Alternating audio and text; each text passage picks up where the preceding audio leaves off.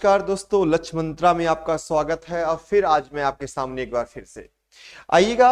और उत्तर प्रदेश पुलिस का एग्जाम हो चुका है और हमारी मुलाकात आपसे नहीं हो पाई थी। उसके पीछे कई सारे कारण थे और आज मुझे फिर आपसे मिलने का मौका मिला और एक बार हम जो पेपर होगा उसका थोड़ा सा एनालिसिस करेंगे। और देखा गया है कि जो पेपर आपका हुआ है उत्तर प्रदेश पुलिस का, क्लास नोट से मैं कह सकता हूँ एक दो क्वेश्चन को छोड़कर और 37 या 36 क्वेश्चन आपके हूबहू नोट से आए हुए हैं। जो बच्चा आप ठीक से वर्क किया है उसका रिजल्ट अच्छा ही होगा। और ये बात समझते रहिएगा कि पेपर बाहर से नहीं आया है। क्वेश्चन का जो लेवल था बहुत ज्यादा ना आसान था ना बहुत ज्यादा कठिन था। क्वेश्चन ठीक ठाक बनाए गए थे, सिलेबस के अनुसार बनाए गए थे। और अफवाह पे अभी ध्यान मत दीजिए, जो हो रहा है उसको होने दीजिएगा। आइएगा हम देखते हैं कि क्वेश्चन का लेवल क्या था और एक एक क्वेश्चन करके हम थोड़ा सॉल्व कर लेते हैं। तो हमारी जो प्रयास होगा, आपको क्वेश्चन को सॉल्व कराना होगा और आप क्वेश्चन के आंसर को देखिएगा और जवाब देने का भी प्रयास करिएगा अगर आपको आ रहा होगा क्वेश्चन। तो आइएगा हम करते हैं कि क्वेश्चन देखिए कह रहा है पहला क्वेश्चन देखिए आपके स्क्रीन पे सामने है। आपके पहला क्वेश्चन आपके स्क्रीन पे सामने है। कह रहा है यूपीएसएसएफ का फुल फॉर्म क्या होता है। इसका फुल फॉर्म पूछ रहा है, यूपीएसएसएफ का फुल फॉर्म पूछ रहा है। देखिएगा, ये उत्तर प्रदेश का एक स्पेशल फोर्स होता है, एक खास तौर बनाया गया है। इसका नाम है Uttar Pradesh special security force होता है। इसका ऑप्शन हो जाएगा डी। और इसको आप याद करके चलिएगा क्योंकि आपका उत्तर प्रदेश, पी से प्रदेश, यस से स्पेशल, सी से एस से सिक्योरिटी, एफ से फोर्स। एक बार फिर से इसको क्वेश्चन को देखिएगा और आंसर देने का प्रयास करिएगा। अगला क्वेश्चन कह रहा है निवेश मित्र मोबाइल। कह रहा है निवेश मित्र मोबाइल एप्लीकेशन भारत के निम्नलिखित में किस राज्य की एक पहल है। इसका जो सही जवाब हो जाएगा, निवेश मित्र मोबाइल जो एप्लीकेशन है ये उत्तर प्रदेश सरकार ने शुरू किया था। इसका आंसर हो जाएगा डी। अगला क्वेश्चन देखिएगा आपकी स्क्रीन पे। विमुद्रीकरण को निम्नलिखित में से किस नाम से भी जाना जाता है। विमुद्रीकरण का मतलब होता है नोटबंदी। क्या होता है? नोटबंदी। एग्जाम देखिएगा, मैं क्वेश्चन को सॉल्व नहीं करा रहा हूं क्योंकि मैं एग्जाम के पहले आपको क्लासरूम में क्वेश्चन करा चुका हूं। क्वेश्चन मतलब कि पूरा पढ़ा चुका हूं। विमुद्रीकरण 3 बार किया गया, कब कब किया गया, कौन कौन वित्त मंत्री थे, सब कुछ बता चुका हूं। विमुद्रीकरण को निम्नलिखित में से किस नाम से जाना जाता है। इसका मतलब होता है नोटबंदी के नाम से जाना जाता है। आइएगा अगला क्वेश्चन क्या कह रहा है। अगला क्वेश्चन कह रहा है उत्तर प्रदेश राजस्व संहिता 2006 के अनुसार एक अवधि या एक पट्टे या वचनबद्ध या अनुदान के तहत धारिता अनुदान के तहत धारिता भूखंड को निम्नलिखित में से क्या कहा जाता है। ऑप्शन आपके सामने, इसको धृति कहते हैं। इसका आंसर हो जाएगा डी। ये आपका क्या हो जाएगा? ऑप्शन डी हो जाएगा। अगला देखिए क्वेश्चन क्या कह रहा है। अगला क्वेश्चन कह रहा है कि ईमेल से भरोसेमंद स्रोत बना के दुर्भावनापूर्ण कारणों के लिए संवेदनशील जानकारी जैसे यूजर नेम, पासवर्ड या क्रेडिट कार्ड विवरण आदि को प्राप्त करने का प्रयास कहलाता है। अभी सब क्वेश्चन सब कुछ आपके हूबहू मैंने नोट्स में पढ़ाया है। क्लास आप मेरा क्लास अगर किए होंगे क्लास में तो फिशिंग क्या होता है, विशिंग क्या होता है, सब कुछ ईमेल के जरिए अगर कोई साइबर क्राइम हो रही है तो विशिंग कहलाती, सॉरी फिशिंग कहलाती है। ये सब बताया गया है आपको। अगला जो क्वेश्चन है देखिएगा, कह रहा टका। टका निम्नलिखित में से किस देश की मुद्रा है। इसका सही ऑप्शन हो जाएगा बांग्लादेश की मुद्रा जो है टका होती है। देखिएगा अगला क्वेश्चन क्या कह रहा है, आपके स्क्रीन के सामने है। कह रहा है कि निम्नलिखित में से कौन सा वाक्य जीएसटी के लिए सही नहीं है।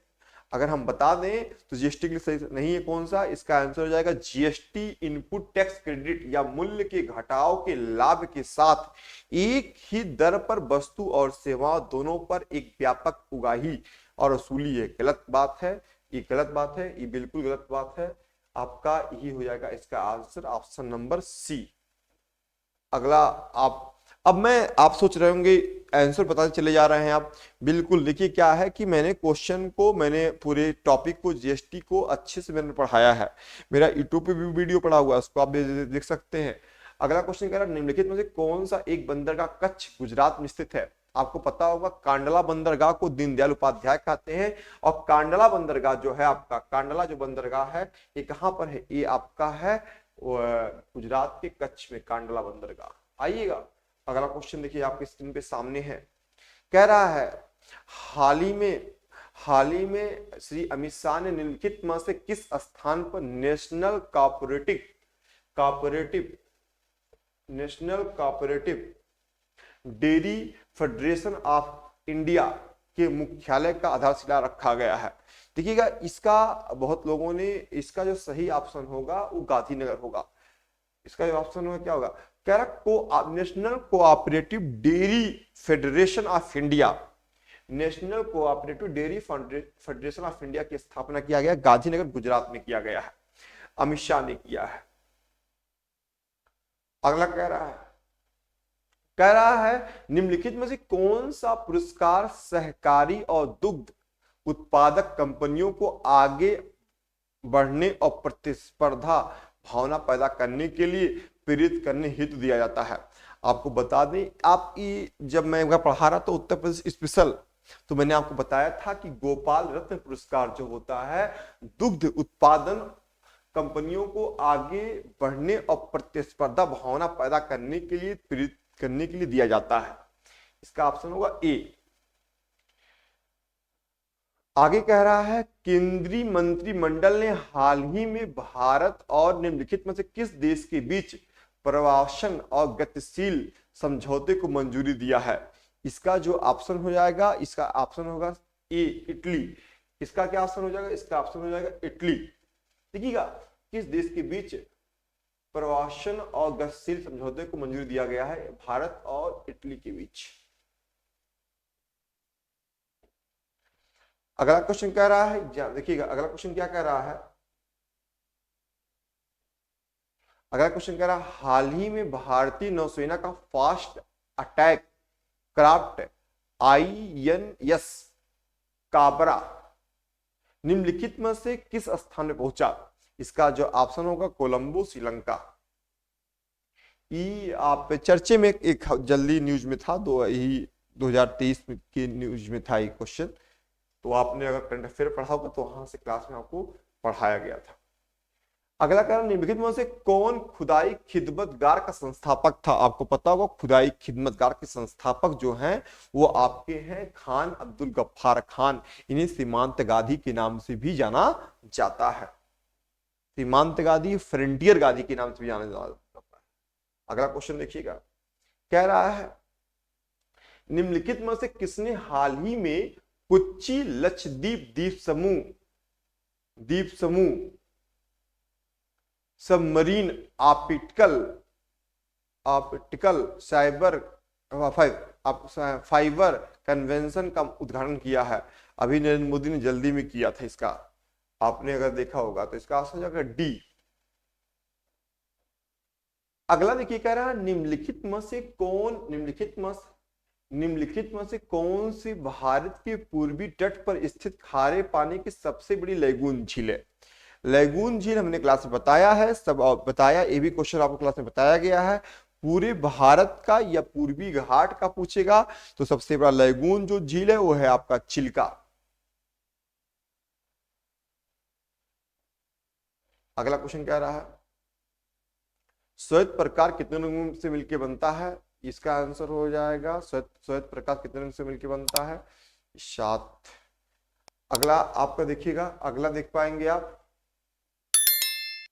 अगला कह रहा है कि ग्रेट बैरियर रीफ निम्नलिखित में से किस देश के तट पर स्थित है। अगर आपको बता दिया जाए कि ग्रेट बैरियर जो रीफ है ये आपका देख पाएंगे कि अगर ये आपका ऑस्ट्रेलिया है तो यहीं पे आपका ग्रेट बैरियर रीफ है, इसका नाम होगा, इसका आंसर हो जाएगा ऑस्ट्रेलिया। अगला क्वेश्चन देखिए क्या कह रहा है, अगला क्वेश्चन आपके स्क्रीन पर है। अगला क्वेश्चन क्या कह रहा है निम्नलिखित में से कौन 1946 में भारत के संविधान सभा के अध्यक्ष थे। अब विकल्प के अनुसार अगर हम जाएंगे तो आपको पता होगा 11 दिसंबर 1946 को डॉक्टर राजेंद्र प्रसाद को संविधान सभा का अस्थायी अध्यक्ष बनाया गया था, तो ऑप्शन हो जाएगा ए। अगला कह रहा है प्रयाग प्रशस्ति की रचना निम्नलिखित में से किसके द्वारा संस्कृत में की गई थी? आपको बता दें, प्रयाग प्रशस्ति जो है समुद्रगुप्त का एक दरबारी कवि था हरिशेर। हरिशेर ने चंपू शैली में प्रयाग प्रशस्ति की रचना किया था। इसका आंसर हो जाएगा डी, ऑप्शन नंबर डी। अगला देखिए क्वेश्चन क्या कह रहा है, कह रहा अंगूर की खेती, उपज और कटाई को निम्नलिखित में किस नाम से जाना जाता है? अगर हम बता दें तो आपको बीटी कल्चर का संबंध जो है, बीटी कल्चर का संबंध अंगूर से होता है। एक क्वेश्चन भी क्लास में मैंने पढ़ाया था, बीटी कल्चर, सेरी कल्चर, पीसी कल्चर, हॉर्टिकल्चर सब बताया था मैंने आपसे एग्जाम में। सब पीसी कल्चर क्या होता है, सेरी कल्चर, सब आपके हो नोट्स आप उठा के चेक करिएगा। ऐसा क्वेश्चन नहीं है जो नोट से बाहर गया है। अगर आपने वर्क नहीं किया तो ये आपकी जिम्मेदारी बनती है कि आपने पढ़ाई को अच्छे से शिद्दत से नहीं किया है। अगर आप पढ़ाई को शिद्दत से करेंगे तो यकीन मानिए कि नोट से बाहर क्वेश्चन नहीं गए हैं, एक दो क्वेश्चन छोड़कर। अगला क्वेश्चन देखिएगा क्या कह रहा है, कह रहा है बेलाडीला की पहाड़ी बैल के कुबड़ की तरह दिखती है। पहाड़ियों की यह श्रृंखला भारत के निम्नलिखित में किस राज्य में है? आपको बताया था बेलाडीला कहां पर है, छत्तीसगढ़ में। जो बच्चा क्लास में किया है पढ़ाई, यकीन मानिएगा जब मैं खनिज संसाधन में पढ़ा रहा था तो मैंने बताया था कहां पर है।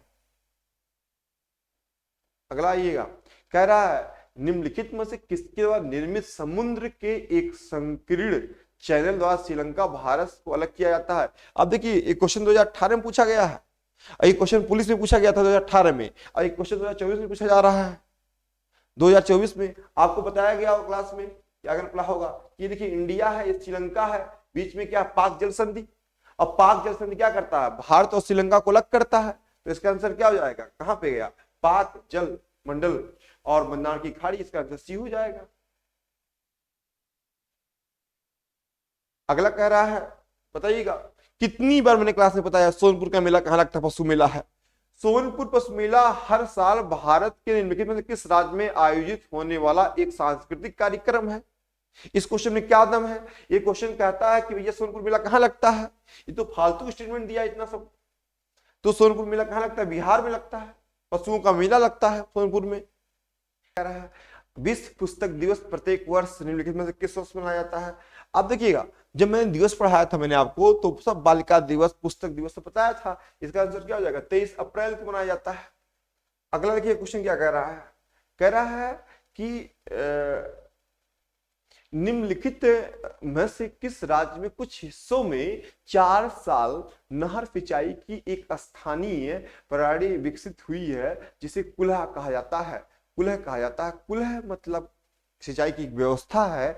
अभी जल्दी में मैं देख पा रहा था, 2 साल पहले बता रहा हूं कि ये हिमाचल प्रदेश में विकसित किया गया। इसका आंसर क्या हो जाएगा, हिमाचल प्रदेश। अगला क्वेश्चन क्या कह रहा है,